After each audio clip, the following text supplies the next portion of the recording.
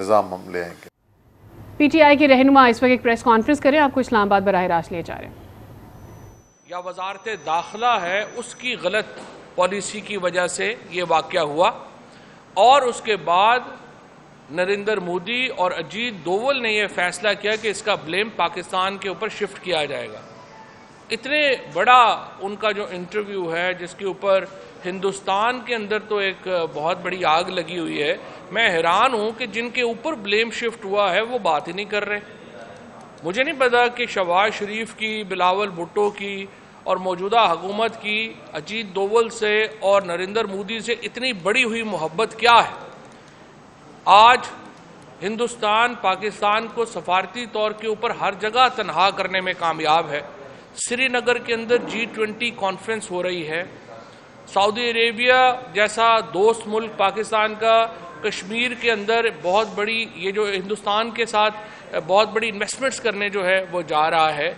कश्मीर का जो हमारा मुद्दा है वो बिल्कुल उसके ऊपर कोई बात ही नहीं हो रही। और अब ये जो पुलवामा के ऊपर इतनी बड़ी रिविलेशन हुई है, इतना बड़ा इंकशाफ हुआ है, उसके ऊपर भी सुम्मुन बुकमुन इस वक्त पाकिस्तान की हुकूमत बैठी है। तो मैं इस वक्त इस पर भी एहतजाज करना चाहता हूँ क्योंकि इसमें मेरा ज़ाती भी इशू ये है कि जब कश्मीर के ऊपर जब मैंने तकरीर की तो उसके बाद हिंदुस्तान के मीडिया में इतना शोर मचा और इन्होंने इंटरपोल में जो है वो कहा जी हम मामला उठा रहे हैं कि ये पाकिस्तानी मिनिस्टर जो है इसको हिंदुस्तान के हवाले किया जाए। तो मैं तो बड़ा हैरान हूँ कि आज ये जो पाकिस्तान विंडिकेट हुआ, पाकिस्तान की फ़ौज विंडिकेट हुई, ये और उसके ऊपर पाकिस्तान में कोई आवाज़ ही नहीं है और पाकिस्तान में कोई बात ही नहीं हो रही है। सो मैं ये तमाम जो कंसर्न लोग हैं, जो उसमें ISPR भी शामिल है और बाकी जो इंफॉर्मेशन मिनिस्ट्री है, फॉरेन ऑफिस है, भाई आप लोग जो है इसके ऊपर क्यों बात नहीं कर रहे और आपकी पोजीशन क्या है इसके ऊपर, इंटरव्यू के ऊपर, इस पर हमें बताएं। दूसरी बात यह है जो कल फजलुर रहमान साहब ने अपनी प्रेस कॉन्फ्रेंस में, बाकी तो उन्होंने इधर उधर की जो है वो बातें की हैं जिनका कोई सर है ना पैर है, वो तो इतनी इम्पॉर्टेंट नहीं है। वो कहते हैं मैं इमरान खान को नहीं मानता, ये नहीं मानता। आपकी हैसियत क्या है? आप एक सूबाई पार्टी हैं, एक छोटी सारी आप डिवीज़न के अंदर आपकी 5-6 सीटें आती है। इस वक्त भी JUI की मेरे ख्याल को 3-4 सीटें हैं। अपने कद के मुताबिक बात करनी चाहिए। आपकी हैसियत नहीं है कि आप इमरान खान को कह सकें कि वो पॉलिटिकली रेलिवेंट हैं या रेलिवेंट हैं। आप खुद एक बहुत नीश के पॉलिटिशियन हैं। आपने कुछ लोगों को खैबर पख्तूनख्वा के कुछ हलकों में लोग बेवकूफ़ बनते होंगे आपकी बातों से। ओवरऑल तो देखिए आप एक नेशनल लीडर नहीं है। फजलुर रहमान की कोई हैसियत नहीं है, ना ही कोई नेशनल हैसियत है, ना ही उनकी कोई जो है वो पाकिस्तान की सियासत में कोई ऐसा नाम है कि जिसके बगैर मामला जो है वो आगे नहीं चलना। उन्होंने लेकिन जो सबसे अहम बात की, उन्होंने कहा कि उनसे वादा किया गया था जनरल बाजवा साहब की तरफ से, जनरल फैज साहब की तरफ से धरने में कि वो इमरान खान का तख्ता उलट देंगे, यानी नए इलेक्शन की तरफ जो हैं वो जाएंगे। अब ये बड़ा संगीन एलिगेशन है। इस तरह की बातें मीडिया में आ तो रही थी, ये गुफ्तगू आ तो रही थी मीडिया में कि जो धरना दिया गया था फजलुर रहमान की तरफ से उसको इस्टेब्लिशमेंट की बैकिंग हासिल थी। इसी तरह से जो TLP के धरने हैं उनको इस्टेब्लिशमेंट की बैकिंग हासिल थी। लेकिन अब फजलुर रहमान की तरफ से ये इंकशाफ होना बड़ी अहमियत का हामिल है और मैं ये समझता हूँ कि इसके ऊपर अब तहकीकात की ज़रूरत है।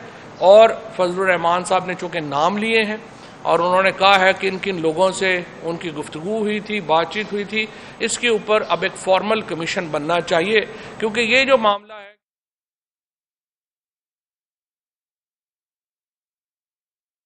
लाती और भेजती रहे, पाकिस्तान आगे जा ही नहीं सकता। जो हम देख रहे हैं 75 सालों में जो इस वक्त पाकिस्तान के हालात हुए हैं वो इन्हीं वजूहात से हुए हैं। और ये एलिगेशन फजलुर रहमान साहब का बहुत संगीन है और इसके ऊपर बहुत अहम है कि एक कमीशन बना के इसके ऊपर देखा जाए कि ये जो धरने हुए या जो मामलात हुए वो किस तरह से उनको किसने यकीन दहानी कराई, कौन कौन लोग जो थे वो उसमें मुलव्वस थे और उसके मुताबिक जो है वो आगे चला जाए।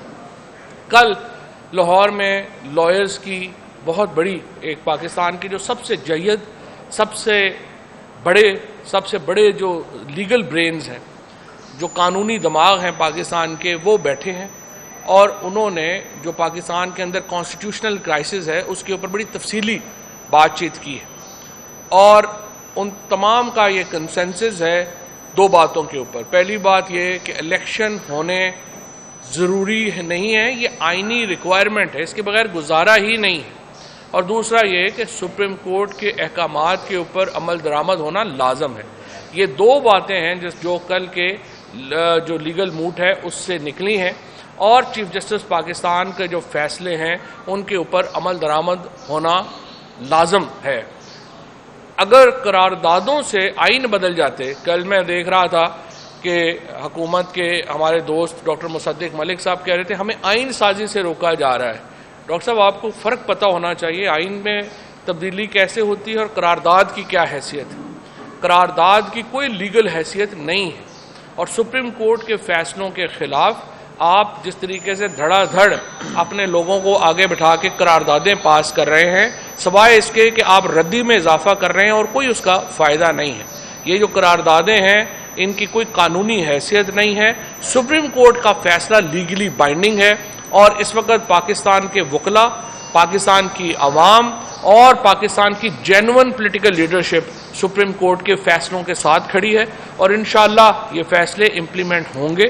ہم دیکھ رہے ہیں کل اسٹیٹ بینک کے پیسے جو ہیں وہ ٹرانسفر ہونے ہیں، اور ہمیں امید ہے کہ یہ پیسہ جو ہے وہ اسٹیٹ بینک کے گورنر جس طرح وہ وعدہ کر کے آئے ہیں وہ پیسے ٹرانسفر کریں گے، اور پنجاب میں شیڈیول کے مطابق انتخابات ہوں گے۔ یہ انتہائی اہم ہے، کیونکہ اگر یہ سپریم کورٹ کا فیصلے پر عمل درآمد نہیں ہوتا تو پھر سپریم کورٹ ہی نہیں عدلیہ بطور ادارہ ڈس فنکشنل ہو جائے گا۔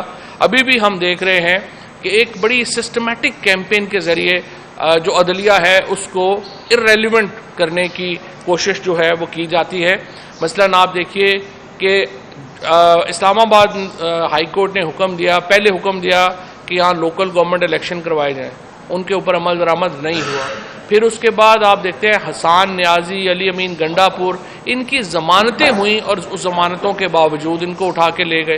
پھر علی امین گنڈا پور کا اسلام آباد ہائی کورٹ نے حکم دیا کہ ان کو اسلام آباد کی حدود سے باہر نہ لے جایا جائے، ان کو اٹھا کے بھکر جو ہے وہ لے گئے۔ جو فیصلے ہو رہے ہیں عدالتوں کے ان کو سسٹمیٹک طریقے سے باقاعدہ ایک سوچ سمجھ کر ان کو ارریلیونٹ کیا جا رہا ہے کہ ان کے اوپر عمل درآمد مرضی کا فیصلہ ہوگا تو ہم عمل درآمد کریں گے، مرضی کا نہیں ہوگا تو ہم عمل درآمد نہیں کریں گے۔